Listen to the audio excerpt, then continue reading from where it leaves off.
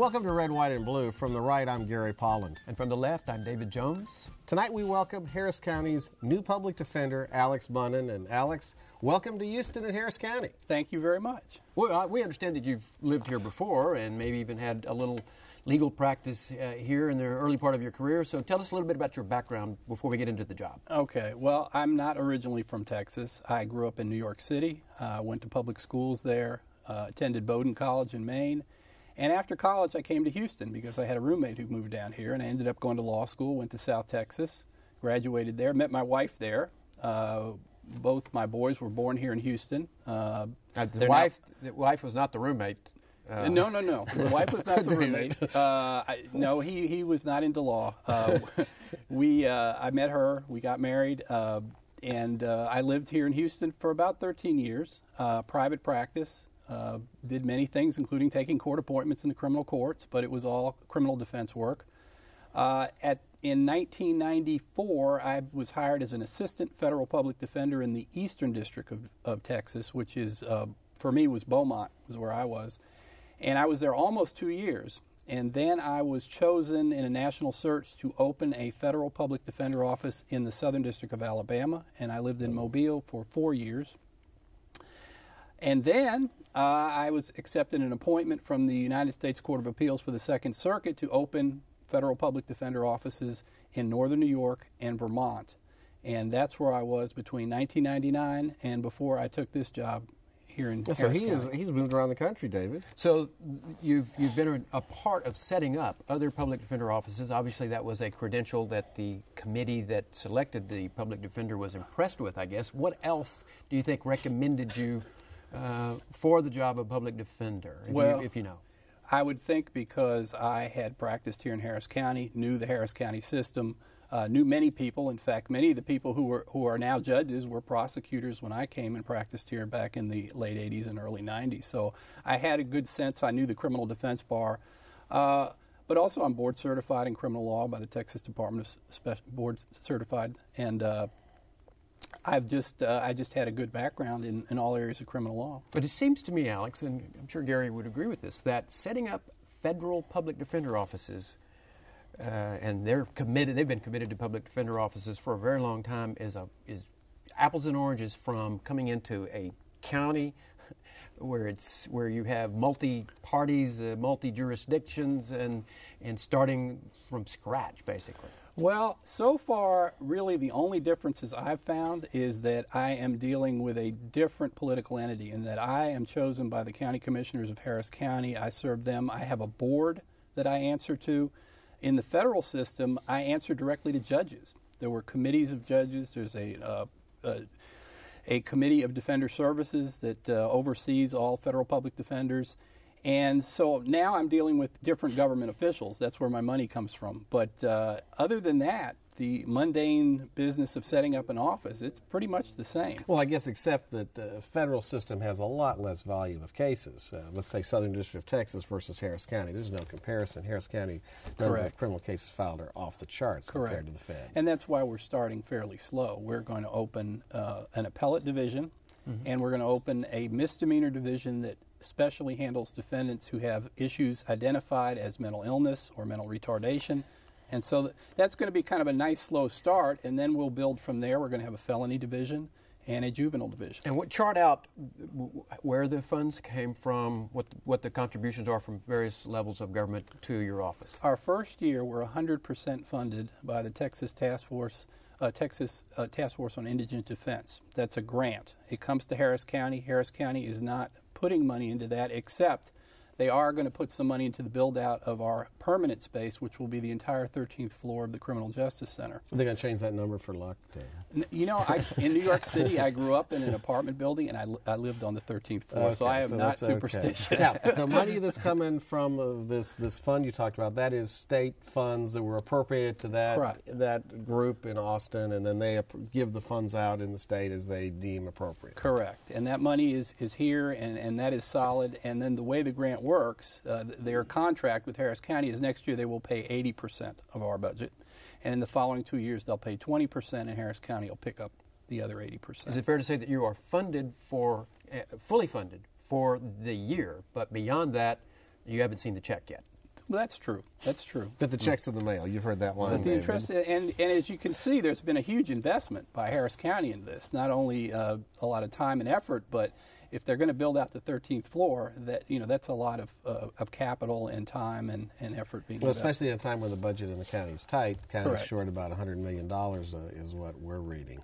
At this time, I am the only department head in Harris County that has authority to hire employees. Which is a problem. We're going to talk about that. But let me go through a few things, Alex. Understanding, you came here, you were hired, you weren't part of the campaign that was out there in the Chronicle. Correct. Well, among some politicians, mostly Democrats, pushing this, even though the commissioners did vote unanimously to create it, let's be clear, and that was bipartisan. Correct. A number of things were said. And I want to see, since you're experienced in this field, I want to know whether you believe some of these things that were out there. So the first thing we were told was, a public defender can quickly reduce chronic jail overcrowding. Is that true or not true? Well, you have the adverb quickly. I think ultimately we will help reduce overcrowding. For one of the issues, and we talked about this earlier, you and I, about the issue of mental health in the jails. We are working closely with MHMRA to create a system where not only are we representing defendants in their criminal matters, but we're also going to be following them to civil commitment proceedings.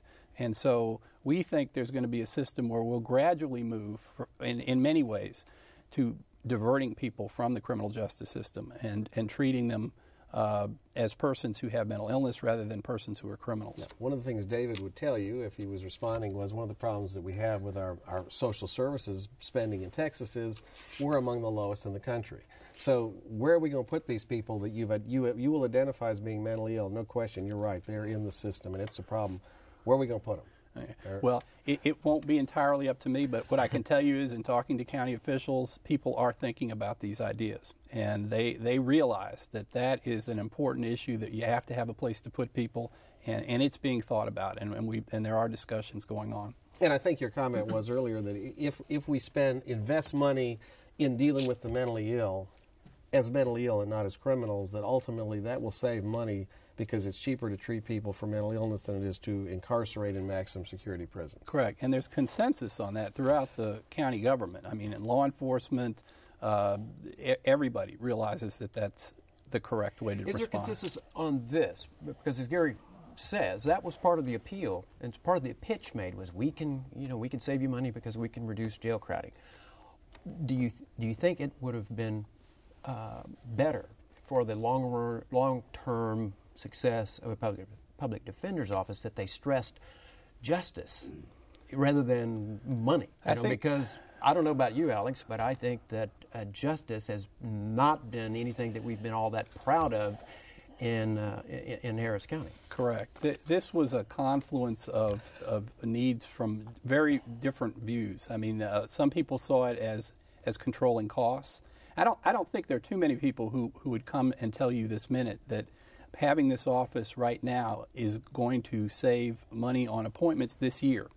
That will significantly save money on that. What do you mean appointments? The appointment of attorneys in criminal cases. I don't think you can point to that, but what you can point to is the simply unabated increase in those costs over many years because they are not budgeted for. They are simply individual judges deciding what an attorney should be paid, and now we have a system where, at least for our office, there's a budget every year. So we know what those costs are going to be. Between 2001 and 2009, Harris County's indigent costs went up about 135%. In Dallas, it only went up about 40%. Some of that due to the fact that they have a public defender, because they can look at those costs and control them. But you're correct. Really, the more important issue is justice. And I think a lot of people got behind that and saw it was time. Having lived in other parts of the country, there is still an appearance that in Harris County there may be some injustice. In fact, people in the other parts of the country think of the sleeping lawyer case when they think of Harris County. That was ancient history. That lawyer is dead. That's correct. And the system was radically changed in Harris County. I with agree. The certification system, as you know, for lawyers to be able to do work, you had to be able to achieve a certain level of experience and distinction. I mean, I happen to think, based on my observations, that in the felony courts, that you have the best qualified bar, a private bar in the country working in the courts. Now, you mentioned something of interest about expenditures and controlling money. It's very important. But here's the problem. in the conundrum, I call it. You may find that you get involved in a case as public defender where you can't pay for what you need, budget-wise. So I guess under those situations, you're going to do what David suggests, which is to seek justice. So you're going to go out and get the money you need to do what you need to do. If you have to ask for extra money from the county, you ask for extra money in order to do your job. I mean, that's what you would do, wouldn't you? That may be true, but you have to look at it in terms of how we're staffed as opposed to a solo practitioner who's getting a case. A solo practitioner would have to go to the court and say, I need an investigator. I need this. I need that. We're going to have all that in-house. We're going to have licensed investigators. We're going to have trained social workers working with our mental health clients. All that will be there. So we're not going, in every case, going back to some authority and saying, we need more money. Well, let's take money off the table for just a second, then get back to it, Alex, by telling us how can we measure the success of a public defender's office putting money aside? What is going to be a mark that says, this is a successful run operation? Well, one of the things we're going to do, and it's part of our grant, is that we're going to be working with an organization that will study and provide performance measures for our organization so that we can do reports back to the county officials and back to my board and show them how we're improving. I mean, one of the things, just anecdotally, you can go to the judges and ask them how they like the system, what if they feel there's been an improvement. But there are, things like getting cases, their time in the courts, all those things can be measured. The other side of that question is, how do you assess the performance of the private bar prior to the time of your arrival? How would you measure the success of the private bar as a successful defense operation? Well, again, the kind that we've had. A lot of it is extremely subjective. Performance measurement is a very difficult thing. I worked in the federal public defender offices. We've been working on a system of performance measure for a long time, and we have not got a perfect one. It's easy for prosecutors. You just say, how many convictions do you have? Defense work is a bit more subjective, but there are things to show that you're seeing your clients more visits to the jail, even satisfaction from clients. You can talk to prosecutors. You can see that we're filing motions in cases, that we're doing actually substantive work. In our appellate division, you're going to have briefs that can actually be compared and look at the merits of them.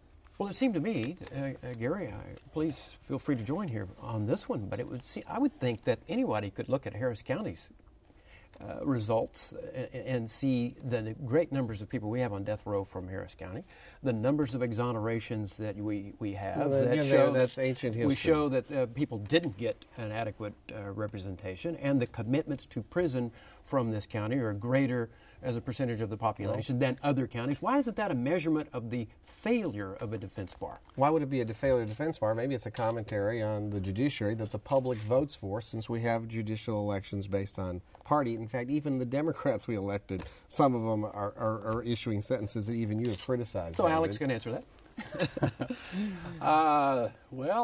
Maybe you could make it a little more simple. It's not simple. I got a simple question, Alex. Let me ask you just a simple question, okay? You got to have, so we talked about the alternative programs and the need for that, and you're out to sell that, and that benefits everybody. If we get these alternative programs going, that's terrific. So that's certainly a good thing. Public defenders' offices reduce recidivism.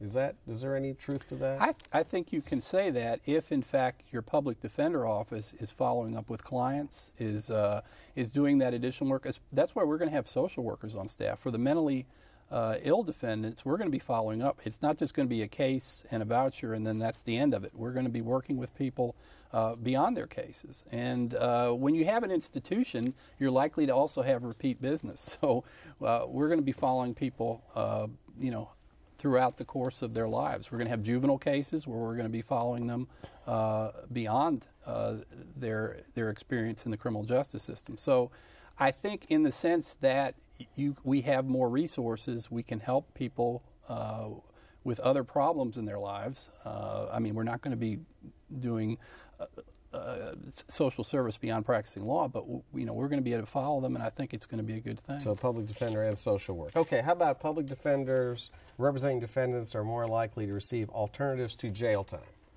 I think that's true. I think again, we have to have the programs, right? Well, yes, but I mean, alternatives can be many things, and if you can convince the court that there are measures other than prison or jail that would be appropriate, and the way you do that is you spend a lot of time working up a life history of the client. I mean, we do a lot of that work in federal court. A lot of it, pre-sentence reports in federal court are very complicated, and you spend a lot of time on them.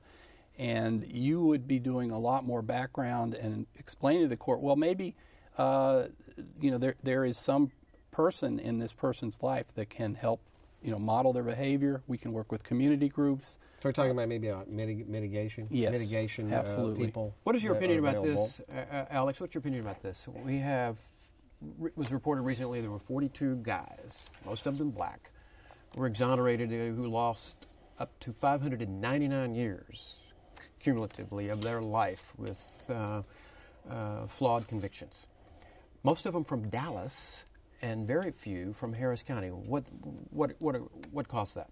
Are we so much better here? Well, I missed a great period of time here, but when I was here, that was probably when a lot of those, the Dallas office obviously changed quite a bit over time. But there was a time when it was heard that a prosecutor in Dallas said it's no big deal to convict a guilty person, but it's a real badge of merit to convict somebody who's guilty. Well, who's innocent. That was said here. I was in the office when those kind of things were said. That was a long time ago, David. You had but I can't really tell you for certain what the difference between Harrison County and Dallas. What about the preservation of biological material that I understand Dallas has had a longer policy for doing? Well, then that would be a reason why now you can look back at those cases. If you have no record and the defendant is saying, I was not guilty, and yet there's nothing to test, then there's nothing to do about it. In many cases, DNA is not the only answer. I mean, you have eyewitness testimony that goes bad. There's many reasons why people could be wrongfully convicted. Let's talk about Harris County judges. Under the present system, as you correctly pointed out, the judges, if a appointed attorney wants an investigator or a mitigation specialist or whatever, that beyond normal, you have to file a motion with the judge. Now, do you have any studies tell you that judges are turning this down, or the lawyers are not asking for it in appropriate cases, or that the judges are acting unethically and refusing necessary services for defendants so they can be competently represented? I only know anecdotally that it is often discouraged for various reasons. But let me give you an example that's not from Harris County. I used to have seminars for our lawyers in the Northern District of New York, and we would have a panel discussion where I'd invite the judges to come. And one time one of the judges came and he heard from the lawyers. He said, well, I don't know why anyone would need an investigator. And he got an earful from the whole room. And by the end of it, he's saying, gee, we've got money for that, don't we? And so I think in a lot of cases it may be a matter of education that the folks don't understand how important that can be to a case. And I find that of interest because, I mean, in the cases that I've worked on, I have never been turned down by a judge for anything I've ever asked for. But anecdotally, you said that could be happening. It could be, and also a problem. Sometimes lawyers censor. Yeah, right. I mean, they think, well, that might not be the best thing to do. I can tell you stories of how much money I got on cases, and David did Well, too. Alex, we have, you said earlier, a ever-increasing demand for or indigent defense, and it's been very costly over the last few years, as you said, and you gave the percentage increase that we've seen. Can you make the argument, especially if the state funds go away after this year, that there's enough money that Harris County is devoted to indigent defense that your office can continue to grow?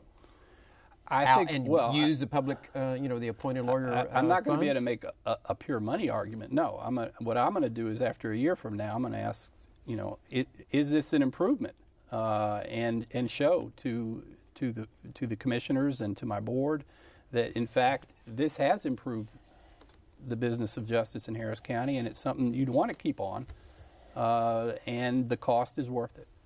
All right, well, let me ask you about the cost, because I was just studying figures, and Chicago, Cook County has a similar number of criminal cases that Harris County does.